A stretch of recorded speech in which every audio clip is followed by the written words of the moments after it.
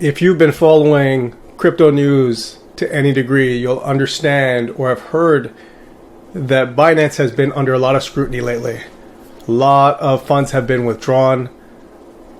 Billions of dollars have left in terms of Bitcoin off of the exchange because everyone's so afraid of this whole FTX centralized exchange contagion.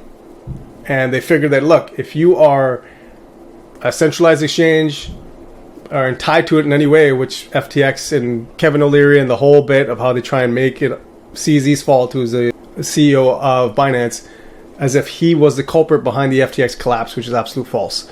But that whole fear, uncertainty, and doubt, or FUD, has been circulating Binance for a week and a half, 2 weeks or so. And, within 24 hours, billions of dollars were taken off in terms of Bitcoin. So everyone's always saying, well, okay, are you guys the next FTX? Are you the next BlockFi? What's going to happen? Let's remove all of our things. And then Binance actually stopped some withdrawals for certain large accounts due to internal audits, which was happening. But that's apparently normal procedure for them. But that just added to this issue that, look, we can't withdraw funds. You guys are saying you're okay, which is a script for every exchange that's fallen through. You guys are next. So just a lot of this stuff was going on, okay? But I've never been in the camp that thought there was any problems there. I mean, that's just being in the space and being kind of ear to the ground. But you never know. With everything that's happened, I could be blindsided just like the rest. But here's something very encouraging. All right. Binance U.S. agrees to buy Voyager's assets for just over $1 billion. Okay. And if you don't know, Voyager was actually one of the exchanges that went under. They're actually a public company on the U.S. stock market there. And they were wrapped up in this whole Luna and Three Arrows Capital and all kinds of stuff. And they were going through some issues, and they reached out for people to kind of help them out. And so they had FTX. Binance was in the race as well to support them. And then there was also an entity called Wave Financial. All right, so they had three suitors, and FTX ended up winning out, unfortunately for them, right? And then FTX went under, so now who's going to save Voyager? So they're going through this whole bankruptcy issue, and lo and behold, Binance comes, swoops in now, and saves the day for them, okay? I don't know what that's going to look like, but them paying for the assets essentially gives hope for the customers or the clients of the platform that they will get their investment back. I don't know if they'll get all of it, a good portion of it, or just a small portion, who knows? But the fact that Binance came in to kind of save the day, at least for Voyager and its clients, actually says a lot for Binance itself. If they were a company that was struggling, especially with all eyes on them right now, would they go out and make a purchase that's going to bring even more eyes, more scrutiny to their deals? Probably not. So I'm a big fan to this day, or to date, I should say, of CZ and how they've been playing things out. I mean, there's no exaggeration that they are the biggest player, the biggest influencer in the space right now, with FTX going under. And they kind of initiated at least the bank run on FTX, but more so because they uncovered certain information rather than they were trying to dismantle things from an entity that was working well. So it wasn't that was happening. So I am a big fan of what they're doing, of how CZ works and operates. And look, even during this whole time period where there was all this, hey, Binance is the next one to go under, CZ was very vocal on Twitter, continuing, saying what he's saying, and business as usual, right? Saying that, look, as much has been withdrawn, more have come in as deposits, right? The withdrawals are a good thing. It stress tests our systems. We were able to handle it. Not a big deal. Let's move on. So I did like that, and I like that he was engaged and upfront, as opposed to hiding away from the issues at hand or the perceived issues at hand. So very big news that Binance U.S. agrees to buy Voyager's assets. But now I want to move on to what are the two coins that I am buying. Well, shouldn't be any surprise after this story. BNB will be one of them. And I wanted to buy BNB before, just because I thought things were getting heavily skewed in the favor of this fear, uncertainty, and doubt towards BNB, and I thought it was unfounded. So if you look over the last 7 days here, BNB is down just over 13%. And they've just taken an absolute beating. And if we can get in here, I will show you what the chart looks like. I mean, this is the last 7 days.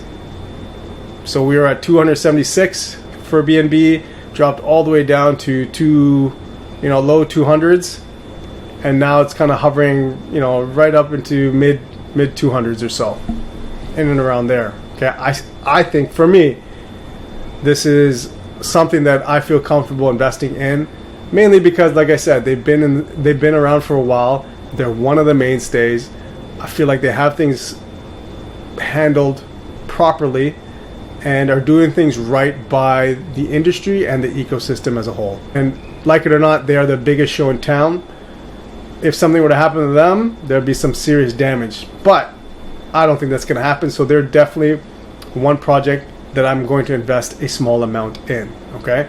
But what's the second one? And maybe this one surprised you guys with all the devastation that's going on in this space.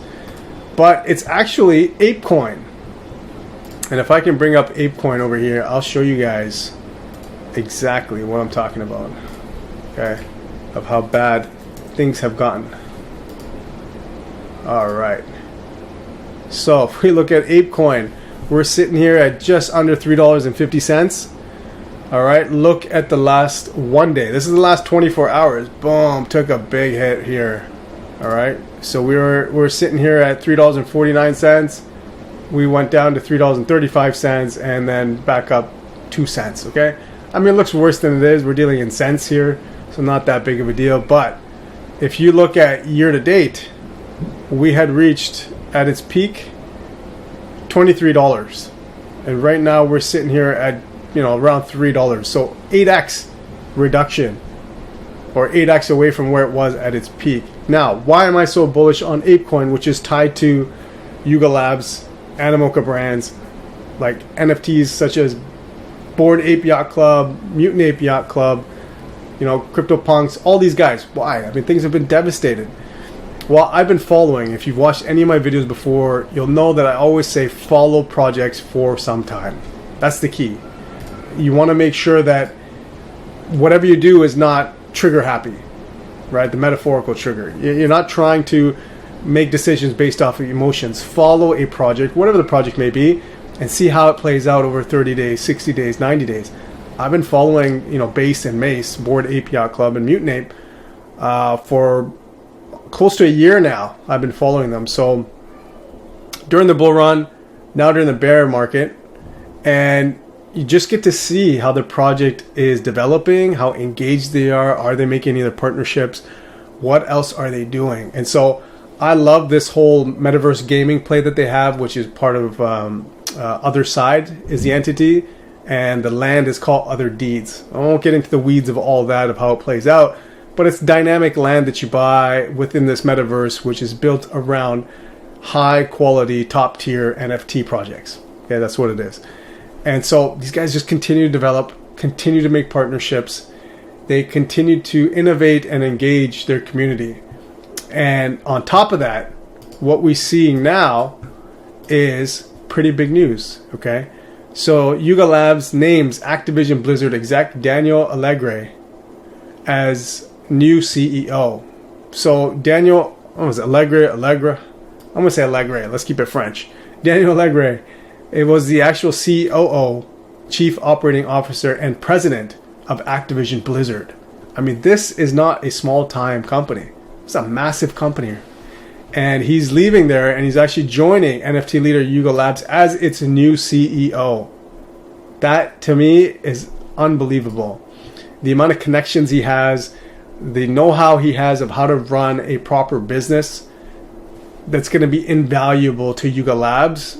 And I'd say the NFT community as a whole, because they will be the standard. I mean, they are already standard anyway as it is. But now when you're talking about how do you actually operate a business, they're going to be the gold standard when it comes to all of this. And he's going to be right at the forefront. All of that information he has, all of that experience he has, combined with the network that he has, I think the partnerships are, the sky's the limit for what they can do with Yuga Labs and with him at the helm. So ApeCoin is definitely one that I will be investing in again. I had it before, but I will invest a little small portion. And again, you need to decide, first of all, do your own research to see if these two projects make sense for you. And then secondly, how much are you willing to invest knowing that they could go to zero? That's how I play these out, okay? I don't think they will. Very small chance, especially with Binance. But that's how you got to play these, is just to see what am I okay with, or I won't be financially ruined if these went to zero. So those are my two projects. Binance, BNB, and Yuga Labs, or ApeCoin, I should say. Check them out. Tell me what you think.